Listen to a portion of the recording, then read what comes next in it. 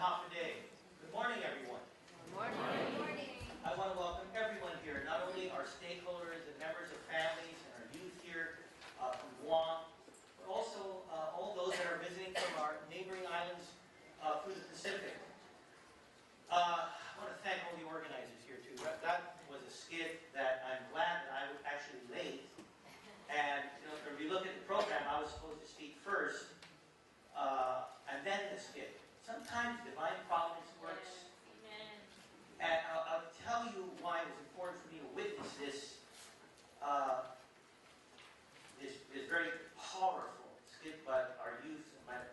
By the way, I'm so confident about the future of our island because of our youth, despite all the challenges that are in everyday, modern-day Guam and the United States and the world. The reason why I find it providential is that I was walking, as I left the house this morning and coming down over here, every one of you folks have seen the weather over the past few weeks. It's been terrible. I came to this hotel, there's a lot of tourists here. Today was one of those days where the sky is really bright, the clouds are very white, the ocean is very blue, the sand is sparkling. You see all those tourists there coming over here because they believe this is paradise. And for many of you from other islands as well, they're just as beautiful in terms of the physical beauty, the God-given, God-created beauty of living in the Pacific Islands. And then, of course, I came in and I saw that skit. The reality of living in today's society. And it gave me a moment to reflect on a movie. And for most of you young kids, I don't know whether you had an opportunity to watch it. It wasn't a movie. It was a song by Bette Midler. And the song was titled From a Distance. For some of the older folks here over 40, you may remember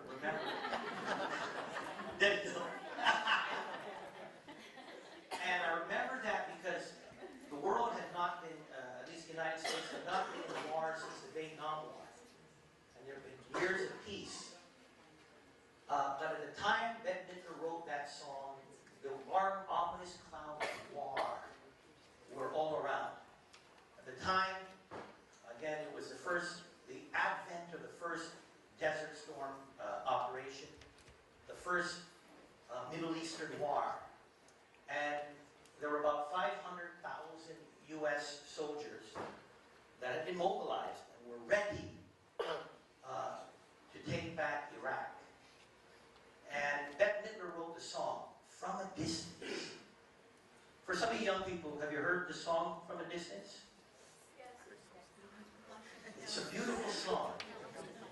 And if you remember how the song goes, it starts from a distance.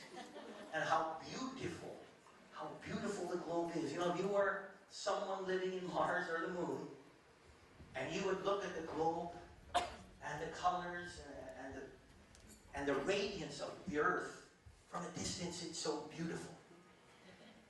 But then, as you take a closer look, and then you see close up the reality of the world. And that was a song by Bette Midler, and it symbolized how she felt in this beautiful paradise globe, that there was much pain, and there was the horror of war.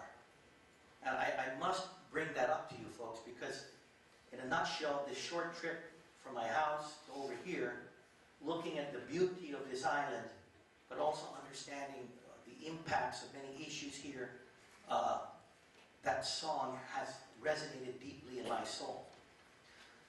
As a governor, you have an opportunity to look at all the different agencies and look at all the statistics. And as I look at some of the statistics, one thing I've noted, and when you take a look at criminal arrests and convictions, and those that are repeat offenders, those that are incarcerated, you see certain consistencies.